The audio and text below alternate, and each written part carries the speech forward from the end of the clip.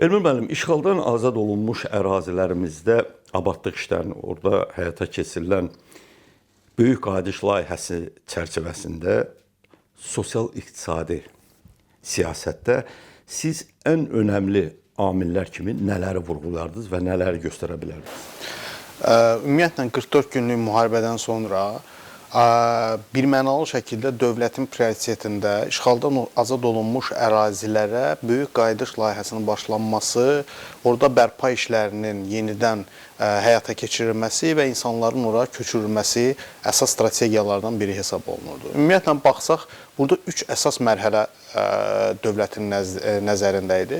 Birinci mərhələ infrastrukturun cari vəziyyətinin dəyərləndirilməsi və yenidən bərpası. Çünki infrastruktur olmayan yerdə heç bir layihəni, heç bir işi görmək mümkün deyil. Bildiyiniz kimi orada həm müharibələrin gedişatı zamanı, həm öncədən ora vurulan, infrastruktura vurulan zərərlər, eyni zamanda işıq xətləri, su xətləri və s. bütün bunların hamısı, yolların yenidən bərpası, bunlar ciddi bir zaman alacaq bir layihə idi. Və dövlətin ilk düşündüyü hədəf infrastruktur layihələrinin yenidən bərpası idi. Yenidən yolların çəkilməsi, yenidən işıq xətlərinin bərpası, su xətlərinin bərpası, qaz xətlərinin bərpası və s. bütün bunların hamısını yenidən planlı şəkildə və gələcəyə fokuslanmış və gələcəkdə problem yaratmayacaq səviyyədə həyata keçirmək idi.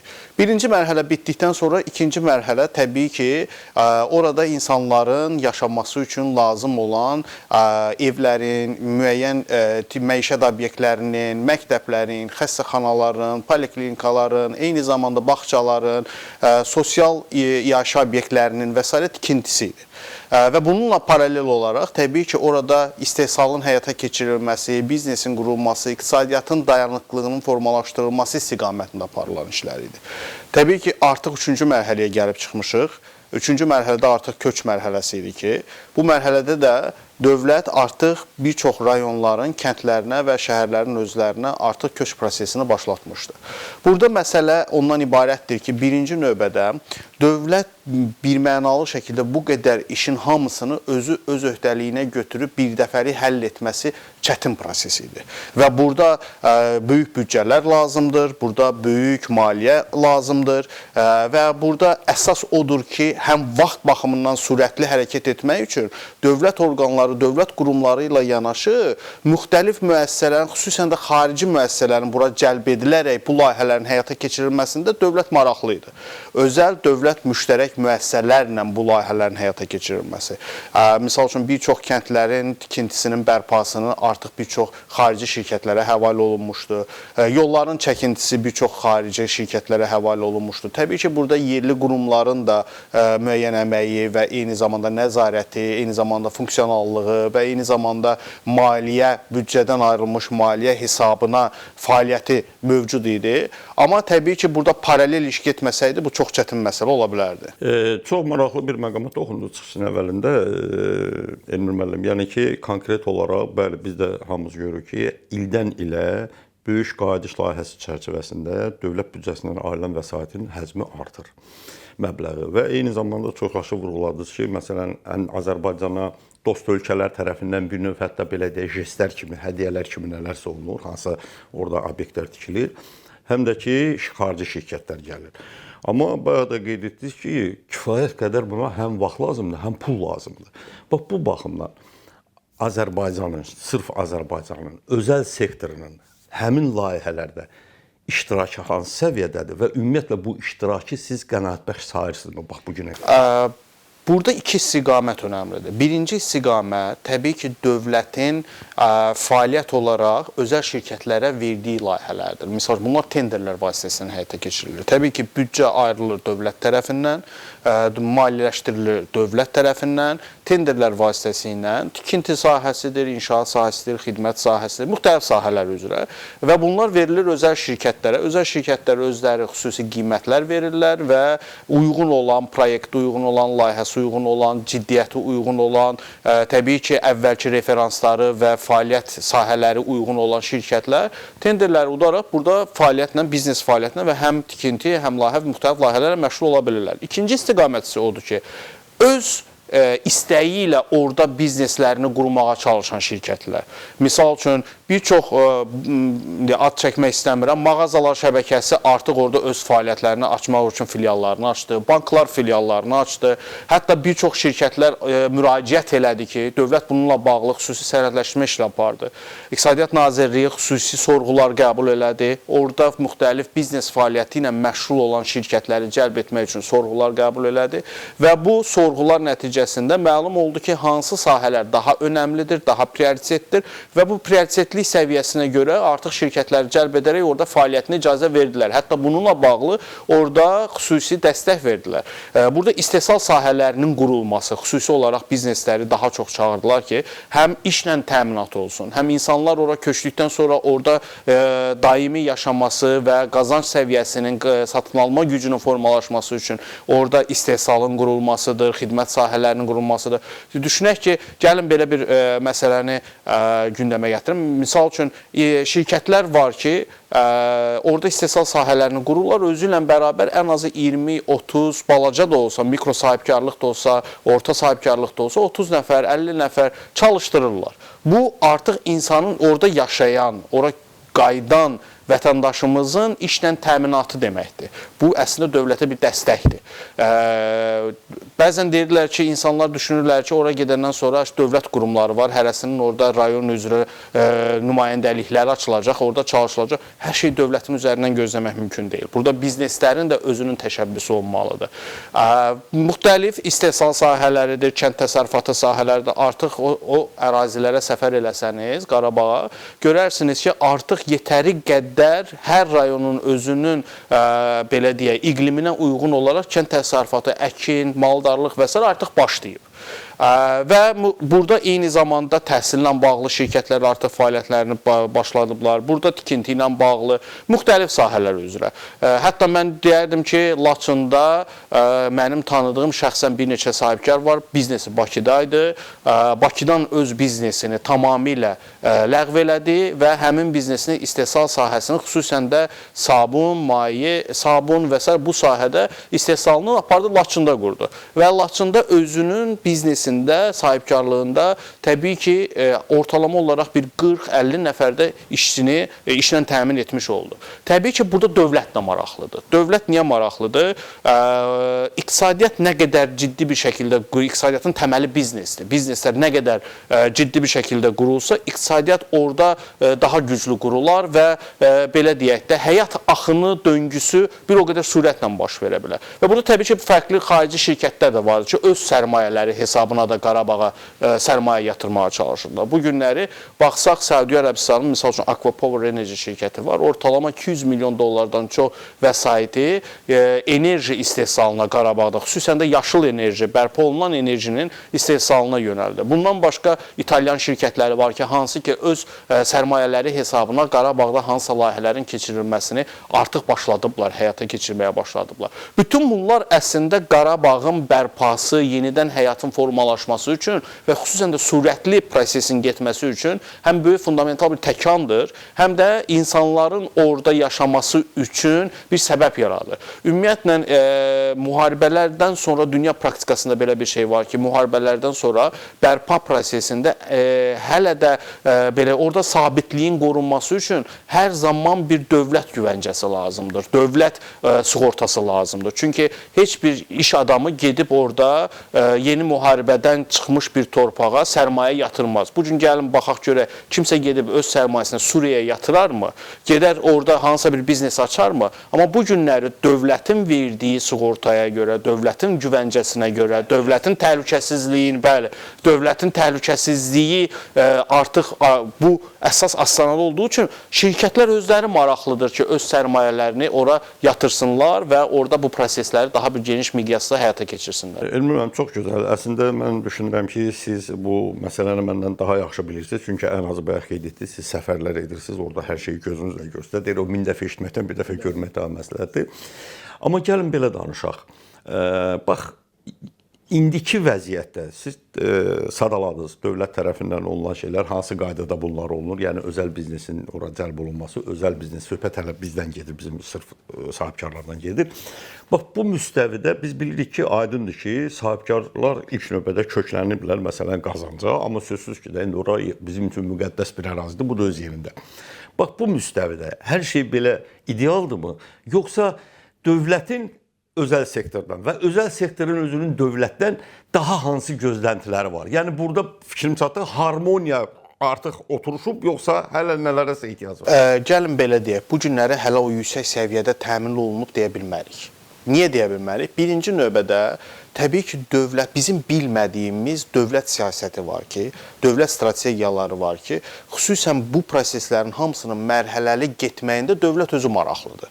Çünki özü birbaşa nəzarət eləyir, çünki ora hələ də bildiyiniz kimi bu Zəngəzur yolunun çəkilməsi, sülh müqaviləsinin bağlanması və s. Bu 5 ildə hələ müharibə bitmiş, müharibə fiziki olaraq bitsə də sülh müqaviləsinin imzalanması istiqamətində çox xeyli işlər getdi.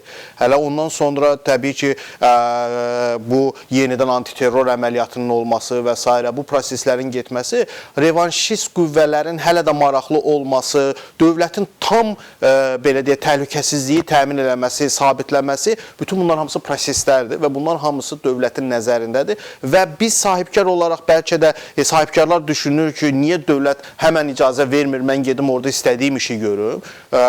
Mən düşünürəm ki, burada təbii ki, dövlətin öz maraqları var və o maraqlar çərçivəsində mərhələli hamısı həyata keçiriləcəkdir. Dövlət ikinci, burada müsbət tərəflərdən biri odur ki, dövlət həmin şirkətlərə vergi güzəştləri verirlər. Xüsusi orada istehsal məqsədli gətirən avadanlıqlara gömrük tətbiq olunmur, gömrük güzəştləri verirlər. Orada işləyən işçilərin məşğulluğunun təmin olunması məqsədi ilə dövlət tərəfindən işçilərin, yəni özəl şirkətlər kimsə orada hansı insanları işlə təmin edirsə, onların əmək haqqısının müəyyən hissəsi dövlət tərəfindən qarşılanır. Yəni bu cür müəyyən paketlər var ki, hansı ki dövlət tərəfindən irəli sürülür və bizneslərə dəstək olunur. Amma bunun mənfi tərəfli, mənfi deməyək də, hələ də tam təmin olunmamış tərəfləri var. Misal üçün, biznes layihələrinin çoxunda insanların orada evlə təmin olma. Misal üçün, bu günləri buradan, Bakıdan hansısa mütəxəssis aparıb Qarabağda yerləşdirib bizneslə təmin eləməyə, bizneslə çalışdırmağa çalışsaq, orada onun təminatını həyata keçirmək hələ də o səviyyədə deyil. Misal üçün, digər bir istiqamət mütəxəssis, orada istifadə edəcəyimiz mütəxəssis qıtlığımız var. Bərpa olunan enerji ilə bağlı. Bu günləri baxsaq ki, bərpa olunan enerji ilə bağlı bizim özümüzün daxilimizdə yerli mütəxəssis əksikliklərimiz var. Bunların hamısının təminatında biz artıq xaricə müraciət eləməli oluruq. Və yaxud dövlətlə, dövlət biznes tərəfdaşlığında müəyyən informasiya məsələlərində hansısa əksikliklər ola bilər. Çünki bir mənalı şəkildə sahibkar elədir ki, sahibkar qoyduğu sərmayəni qısa müddətdə çıxartmağa çalışır. Amma dövlətin isə öz maraqları var. Dövlətin isə həyata keçirdiyi maraqlar var. Və bunların bir-birinə toqquşmaması üçün dövlət mərhələli şəkildə həyata keçməsi bu vaxt ala bilər, amma sahibkar isə qısa zamanda öz sərmayəsini geri götürməyi düşünür.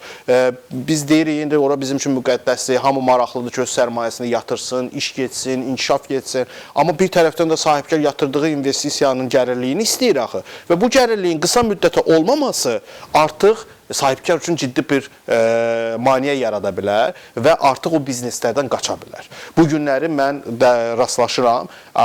Misal üçün, çox insan Qarabağın bir çox rayonlarında, xüsusən Xankəndidə, Şuşada, müxtəlif istiqamətlər rayonlarda artıq müəyyən bizneslərini qurmağa çalışırlar. Amma o bizneslərə hələ də ayaqda durması üçün deyək ki, öz sərmayələrindən istifadə edirlər. Və düşünürəm ki, burada artıq dövlət daha çox maraqlı olmalıdır ki, sahibkarı qorusun. Sahibkarı orada bugün yetəri qədər güzəşt verir, amma o güzəştlərin sayını çoxaltmaq olar. Güzəştlərin sayını, misal üçün bu günləri müəyyən obyektləri deyək ki, kira pulu almadan və yaxud hansısa qarşılıq, yəni maliyyə qarşılığı olmadan sahibkarlara təqdim eləmək olar və yaxud vergilərdə tətbiq olunan işçilərin rahatçılığı təmin olunması, ev, şərait və s. Çünki bir insan o işləməyə gedirsə mütləq ailəsini də özündən aparmalıdır. Bunların bütün ailəsinin təminatıdır, uşaqların oxumasıdır, məktəbidir və s. Yəni bunların hamısı qarşılıqlı fəaliyyət müştərək olaraq həyata keçirilməsə bu proses çox çətin olar. Elmir müəllim, çox gözəl, çox maraqlı təkliflər səsləndirdiniz. Amma mən istəyərdim, bilirsiniz həm də, mən sizdən tam razıyam. Sözsüz ki, burada indi sahibkar kimi, məsələn, tutaq ki, mən çalışıram, tez olsun, siz demişkən dövlətin öz baxışı var. Dövlət daha, belə deyək də, strateji müddətə hədəflər götürür. Amma bax, sizcə bu xatırladığınız, toxunduğunuz məqamlar var. Mən bunları, belə deyək də, şərti olaraq bir növ əngəl kimi, yəni əngəl deyil, şərti olaraq, yəni belə demək istəyirəm ki, bir növ maneələrdir bunlar. Bax, sizcə bunların çoxu obyektiv səbəblərdəndir, yoxsa burada subyektiv səbəblər də var? Yəni ki, demək istədim ki, bəzən, məsələn, aidiyyəti qurumların kifayət qədər çevik işləməməsi amili də var, yoxsa bir növ siz demişəm, vaxt özü bunun hamısını yoluna qoyacaq. İş orasıdır ki, deyək ki, hansısa bir dövlət qurumunun regional nümayəndəliyinin yaranması, orada fəaliyyətin bərpası, təmin olunması, bunlar hamısı vaxt aparan prosesdir. Əslində bir tərəfdən dövləti qınamaq olmaz. Yəni bu proseslər bir günə, 2 günə, 3 günə baş verəcək proseslər deyil. Amma digər tərəfdən sahibkarı da qınamaq olmaz. Əgər biz deyiriksə ki, sahibkar aparsın pulunu yatırsın ora, sahibkar da özünün istəkləri var. Onlar da təmin olunmalıdır dövlət orqanları tərəfindən, dövlət qurumları tərəfindən. Bunlar təmin olunmalıdır. Və bütün bunların hamısının müştərək aparılmasında əslində hər iki tərəf maraqlı olmalıdır. Biz vətəndaş olaraq, sahibkarlığı qoyulan bir qıra vətəndaş olaraq öz dəstəyimizi verməliyik dövlətə ki, proseslər gücləndirilsin və eyni zamanda dövlət də sahibkar və vətəndaşı düşünərəkdən bu işlərin sürətlənməsində maraqlı, dövlət qurumları maraqlı olmalıdır. Və əgər bu iki məsələ birlikdə, ortaq bir maraq çərçivəsində irəli sürüləcəksə, təbii ki, bu proseslər davamlı gedəcək. Qurumların siz dediyiniz kimi bilərəkdən əngəl yaradacaqlarını düşünmürəm. Nədən demirəm, yəni bir növ çevik deyirlər. Çevik, yenə deyirəm, burada çevikliyə təsir edən müəyyən faktorlar var. Faktorlara baxmaq lazımdır ki, faktor nədən ibarətdir? Bu günləri artıq bizim üçün, hətta dünya üçün önəmli olan, gəlin baxaq, Zəngəzur layihəsinə, Zəngəzur yolunun çəkilməsinə, biz artıq demək olar ki, öz tərəfimizi bitirmişik. Qalıb Ermənistan tərəf. Həmin bu layihənin bu 5 ildə ciddi bir şəkildə, bilmirəm olmusunuz o yolda, olmamısınız. Mən bir dəfə o yolla getdim, çox ciddi bir həm qüvvə sərf olunub, həm vəsait sərf olunub. Çünki oradan keçən rayonların, kəndlərin, rayonların, həmin o kəndlərin söküntüsü, kəndlərin dəyişdirilməsi, eyni zamanda orada ətraf ərazilərin təmizlənməsi, minalardan təmizlənməsi, ora beynəlxalq səviyyədə transport yolu olaraq, nəqliyyat yolu olaraq o yolun keyfiyyətli inşası, bunlar hamısı çox ciddi məsələdir. Amma gəlin, baxaq, elə kəndlər var ki, hələ də orada minalarımız var. Hələ də orada infrastruktur layihələri həyata keçirilməyib. Yəni, ciddi problemlərimiz var. Və o insanların belə görünür ki, planlama olaraq köçürülməsində artıq uzadılmalar olacaq. Burada düşünürəm ki, biraz da, bilirsiniz necədir, hamımız gözləyirik ki, dövlət hazır eləsin, evi tiksin, versin mənə, mən gedim yaşım. Mən özüm də Qarabağlıyam, mən Cəbrayilliyam və belə deyək də, ətraf insanlarımızdan görürəm ki, hər şeyi gözləyirik ki, hazır tiksin, versin, gedim yaşayım. Amma biraz da biz özümüz də cəhd eləməliyik. Vətəndaş olaraq bu işə qarışmalıyıq. Vətəndaş olaraq ora dəstəkdə özümüz dəstək verməliyik. Və bu istiqamətdə düşünürəm ki,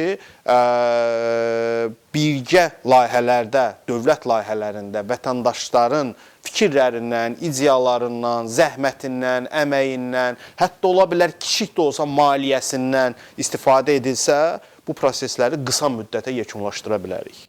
Çox sağ olun Elmir müəllim, maraqlı cavablarınıza görə. Həqiqətən də bir şeylər yenişib, bəzi məqamlar mənim üçün yeni oldu.